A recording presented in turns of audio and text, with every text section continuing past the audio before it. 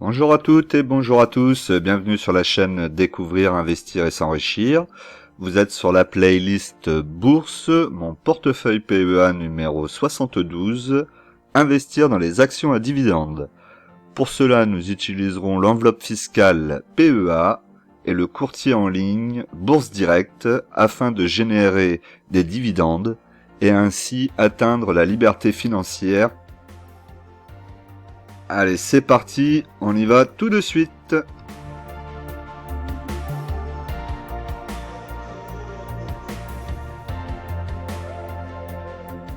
Alors, au sommaire, nous aurons donc le point PEA, le tableau de dividendes, l'évolution du portefeuille PEA, le point sur le PEA-PME et la situation du CAC 40. Mais comme d'habitude, je vous rappelle que l'investissement en bourse peut provoquer une perte partielle ou totale de votre capital. Vous ne devez en aucun cas copier ou reproduire mes prises de position. Je ne suis pas un conseiller financier, mais un particulier qui investit en bourse à titre personnel.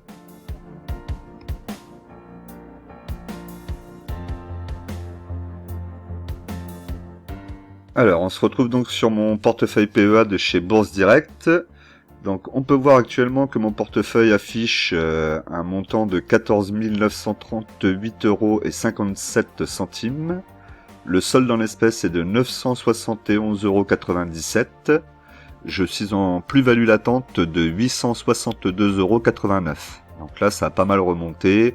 Bon, le CAC 40 commence à revenir dans le positif. En tout cas cette semaine c'était un petit peu mieux. Beaucoup mieux même. On a fini vendredi à plus 0,12%.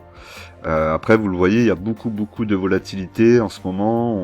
On passe de -1 à +1 dans la même journée, voire même -2 à +2. Donc il faut vraiment être patient, attendre les bons points pour entrer et pas se précipiter. Alors, on va remettre le portefeuille en plus-value, donc la plus grosse valorisation à la plus petite valorisation du portefeuille. Donc on y va, donc la première ligne est Euronext, donc Euronext 20 actions, le PRU à 87,84, le cours est à 86,70 €, je suis en moins-value de 1,30% et vendredi elle a pris 2,60%. Donc Euronext, on voit que là, ça y est, elle commence à revenir vers mon PRU. Alors c'est dommage, puisque comme toutes mes actions de mon portefeuille, on a eu une belle chute la semaine dernière. J'ai pas pu profiter sur toutes les actions, manque de liquidité. Donc il va falloir que j'attende la prochaine chute, ce qui est possible avec la conjoncture actuelle et la guerre en Ukraine. Du jour au lendemain, il peut se passer des choses et le marché peut chuter lourdement. Donc pour le moment, je suis en attente. Si je peux, je vais remettre de la liquidité. Et tant qu'il n'y aura pas au moins une belle chute aux alentours en dessous des 6000 points, on va dire, tant que le CAC 40 repassera pas en dessous des 6000 points, pour le moment, je vais pas réinvestir. Mais bon, quoi qu'il en soit, je suis quand même content. Euronext revient dans le positif. On va peut-être être en positif la semaine prochaine. Donc satisfait par rapport à ça. Après, ça veut dire que j'attendrai un peu plus pour re-rentrer dessus, mais la ligne était déjà assez grosse. Alors ensuite, Sanofi, donc Sanofi 15 actions, le PRU à 81,97, le cours à 93,29. Donc je suis en plus-value de 13,80% et elle a perdu 1,83% vendredi. Pour le moment, tout ce qui est pharmaceutique, laboratoire, médecine, c'est pas trop touché encore pour le moment au niveau du secteur. Donc on va voir si ça tient pour le moment. Ensuite, nous avons Total, donc Total 29 €, 32,78 le PRU, le cours à 45,50. La plus-value latente est de 38,78%. Elle a perdu 1,10% vendredi. Donc, Total, on va voir, en tout cas, pas pour se renforcer, pas pour le moment.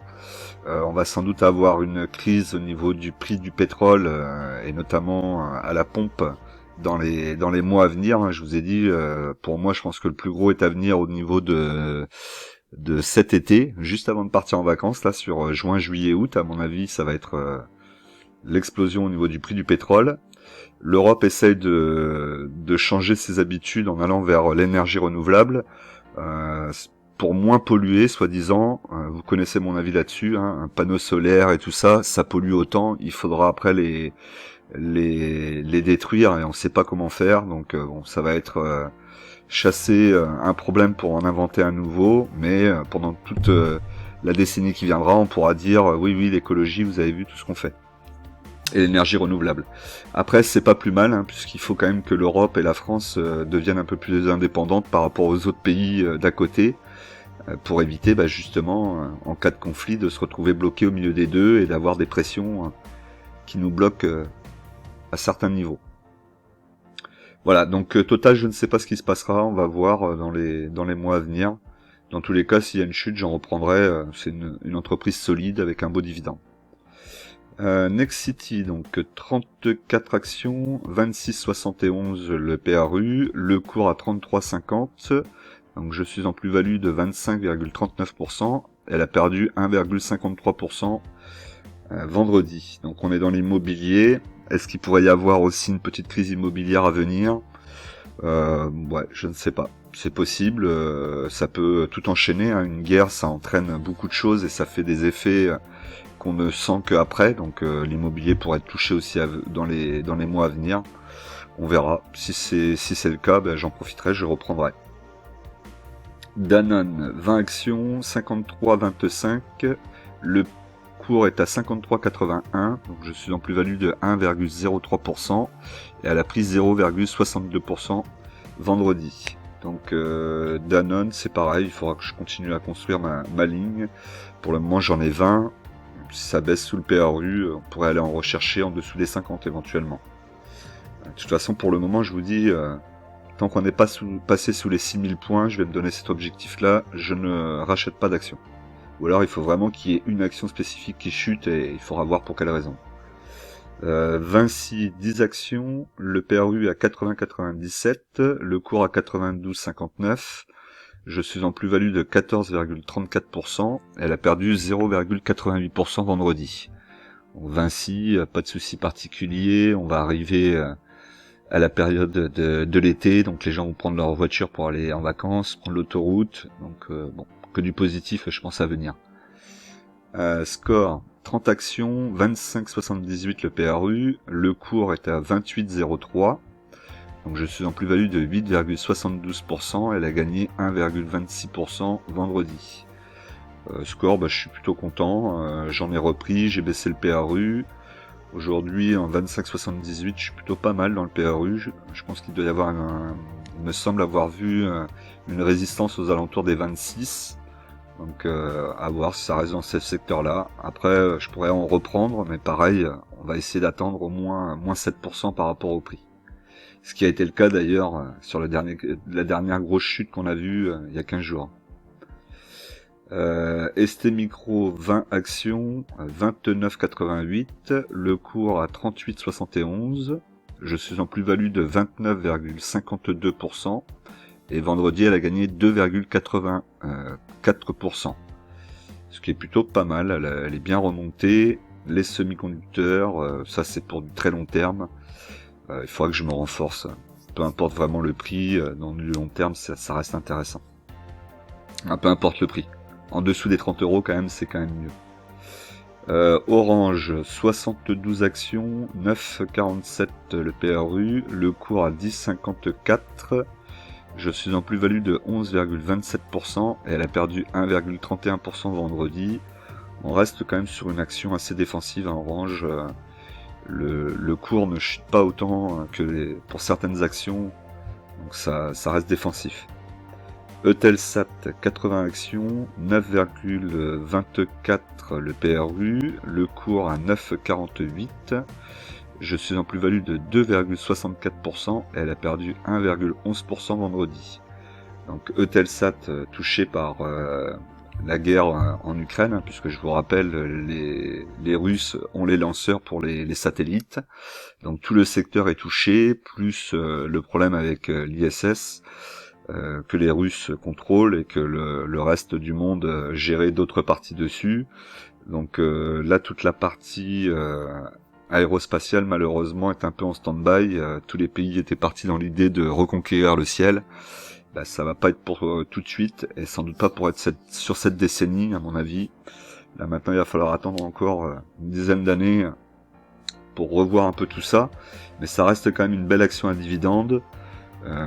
Les fondamentaux sont bons, elle a du cash flow, elle a de l'argent, elle a de la trésorerie, donc bon, voilà, faut la prendre bas. Donc là mon prochain objectif, je vous ai dit, ça serait aux alentours de 8,35€, 8,34€, pour essayer de faire baisser encore le PRU en dessous des 9€, et après on resterait tranquille avec nos 100 actions. Ensuite, Crédit Agricole, 60 actions, 9,73, le cours à 10,89. Je suis en plus-value de 11,96%, elle a pris 0,81% vendredi. Donc là, je suis très content de cet achat, très content de mon PRU en dessous des 10. Je suis assez confort dessus. On continuera à construire, de toute façon, Crédit Agricole, je la garderai sur long terme. Je connais bien la société, donc là c'est vraiment parfait avec un beau dividende. Pas de problème à venir a priori.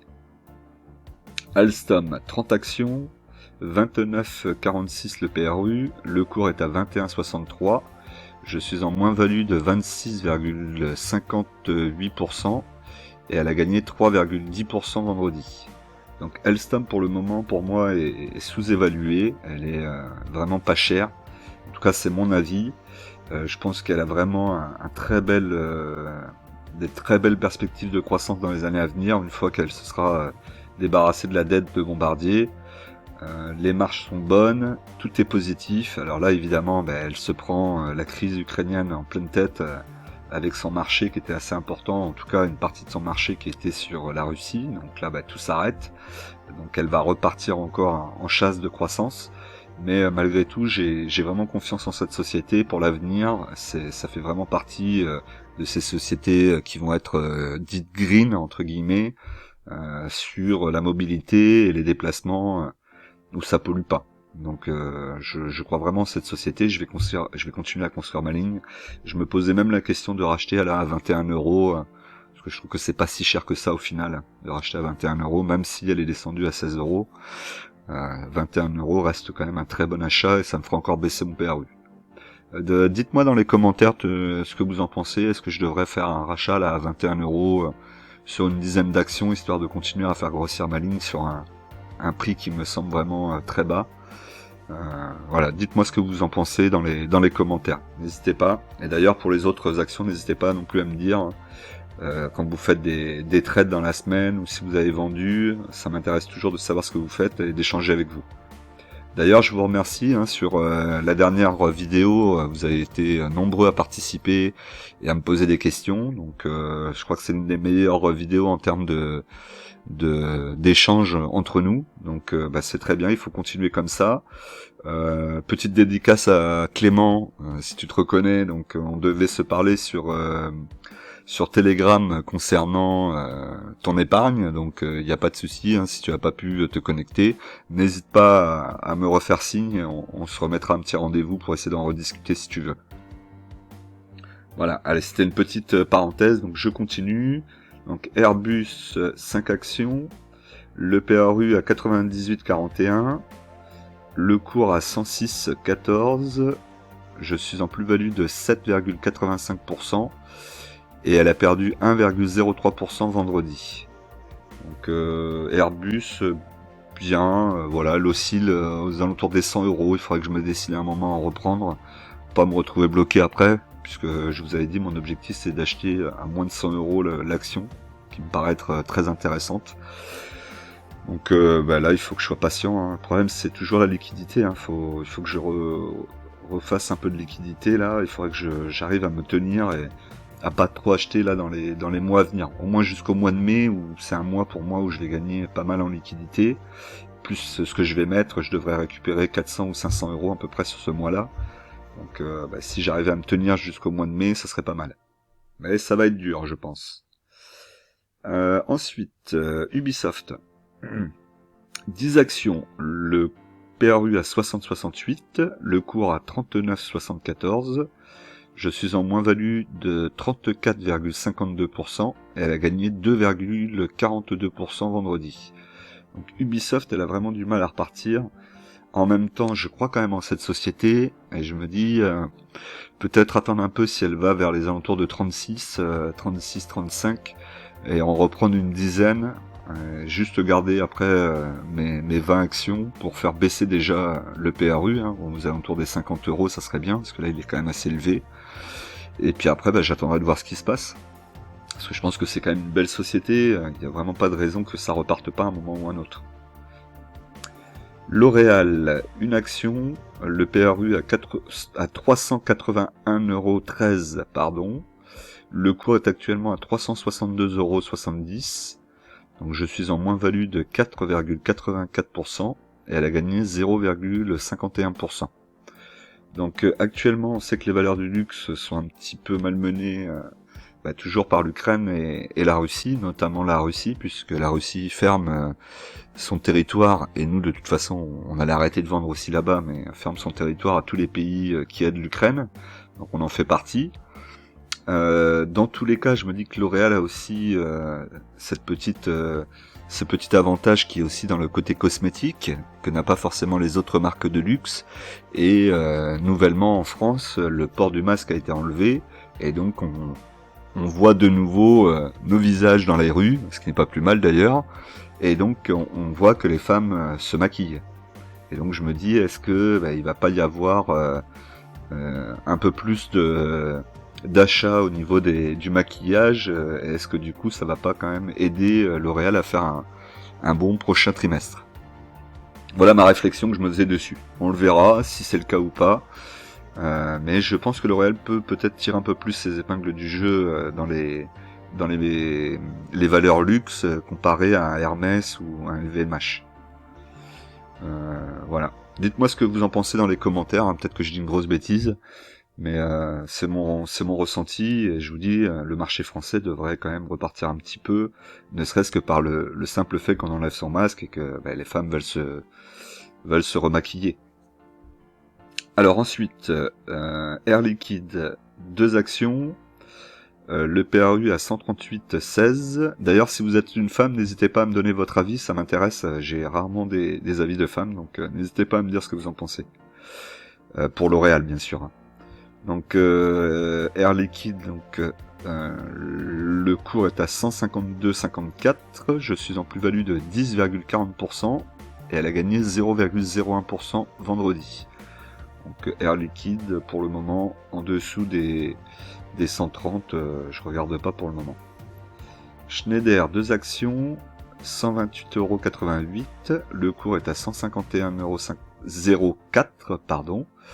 Je suis en plus-value de 17,19% et elle a perdu 1,23% vendredi. Donc Schneider, c'est vraiment l'action que je vous le dis, il faut que je la renforce, c'est une belle société. Elle était revenue vers mon PRU là à 127 même en dessous. J'ai pas acheté et je regrette un petit peu, j'aurais dû, je pense. On verra, on attendra maintenant la prochaine. DBT, 1000 actions, 0,10 centimes le PRU, le cours est à 0,3. Je suis en moins-value de 64,03%, et elle a perdu 0,76% vendredi. Donc DBT, vous savez ce que j'en pense, pour le moment. On est en attente. Donc j'espère que ça vous plaît. Si c'est le cas, n'hésitez pas à penser à vous abonner, à cliquer sur la cloche pour recevoir les dernières vidéos et être notifié de tout ce qui se passe sur la chaîne. Et surtout, cliquez sur le like pour montrer à l'algorithme YouTube que vous appréciez ma chaîne, que vous appréciez la vidéo notamment, et qu'il faut la montrer à un maximum de monde, et ça aide comme ça à ce que les vidéos soient bien diffusées et qu'il y ait beaucoup de monde qui puisse les voir. N'hésitez pas non plus à les partager sur vos divers réseaux sociaux. Allez, on continue. Alors, on se retrouve donc là sur la répartition par action. Donc, on peut voir donc par ordre alphabétique, donc Air Liquide 0,04%, 2,04%, pardon, Airbus 3,55, Alstom 4,34, Crédit Agricole 4,38, Danone 7,20, DBT 0,26, Euronext 11,61, Eutelsat 5,08, Nexity 7,62, Orange 5,08, L'Oréal 2,43, Sanofi 9,37, Schneider 2,08, Score 5,63, ST Micro 5,18, Total 8,83, Ubisoft 2,66, Vinci 6,20. Et enfin, en liquidité, je suis à 6,62% de liquidité. Donc on n'est toujours pas dans l'objectif de 10%, mais on commence à s'en approcher. Donc voilà, donc là la répartition de mes actions, vous voyez que j'ai une seule action au-dessus des 10, c'est Euronext à 11,61, parce qu'elle commence à revenir dans le positif. Et ensuite après, on a quand même une répartition assez homogène de mes actions. Alors ensuite, la répartition donc par secteur. Donc ici, comme toujours, le plus gros secteur, pas comme toujours, pardon, mais en ce moment, le plus gros secteur, c'est le service financier, 23,13% avec mes actions Crédit Agricole, Score et Euronext. Les valeurs industrielles, 17,61% avec DBT, Alstom, Airbus, Schneider et Vinci. Ensuite, la technologie, 19,26% avec Orange, Ubisoft, Telsat et ST Micro. On va retrouver ensuite à 10,30 la consommation non cyclique qui est L'Oréal et Danone. Ensuite, la santé, Sanofi. L'énergie, Total. L'immobilier, Nexity. Et les matériaux de base, Air Liquide. Voilà la répartition par secteur.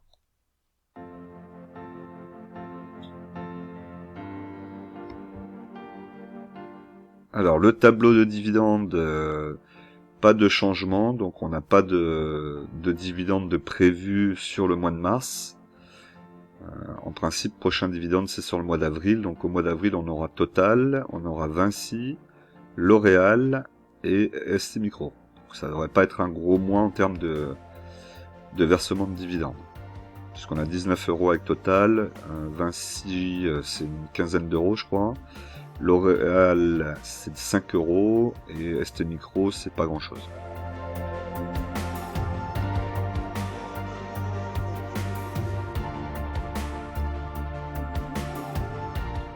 Alors la moins-value de mon portefeuille, donc actuellement mon portefeuille est en moins-value de moins 3,64%, soit une perte de 562,32 €.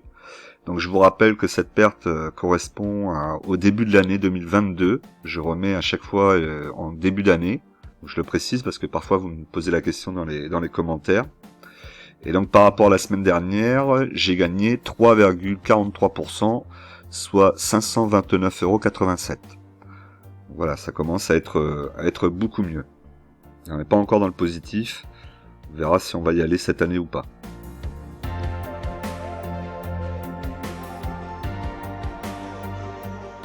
Alors on se retrouve donc maintenant sur mon PEA PME.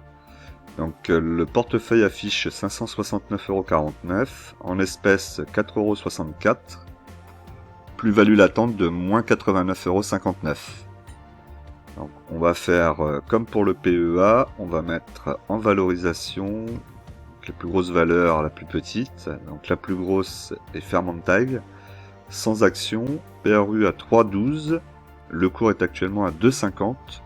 Je suis en moins-value de 19,73%. Et elle a perdu 0,40% vendredi. Bon, là c'est assez gros, on est presque à 20% de perte. Après, c'est un portefeuille que je construis et que je toucherai pas énormément, j'attendrai que ça revienne au plus haut. Et je pense que Fermentag a vraiment les moyens d'aller chercher bien au-dessus des 3 €, voire même 4 €. Mais sur du long terme. Soitec, donc une action, 156,03 €, le PRU, le cours est à 166,80 €, Donc je suis en plus-value de 6,97% et elle a gagné 3,86% vendredi. Donc là on va la garder Soitec pour un petit moment, on va essayer d'aller vers les 200 €. Je suis pas pressé non plus de vendre sur ce portefeuille.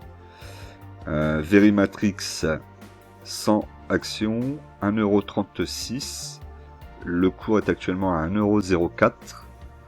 Je suis en moins-value de moins 23,40% et elle a gagné 0,19% vendredi.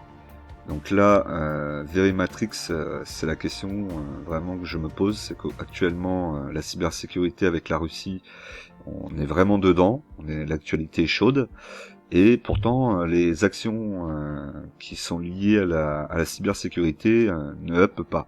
En tout cas, pas Verimatrix. Enfin, peut-être d'autres, mais celle-là ne veut pas upper. Bon, on est toujours au-dessus de la penny, ça reste quand même important, il faudrait pas qu'on passe sous la penny trop longtemps. Je suis sur du long terme aussi, donc on va attendre, on verra.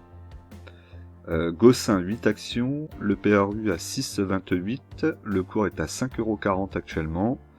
Je suis en moins-value de 14,04% et elle a perdu 4,15% vendredi.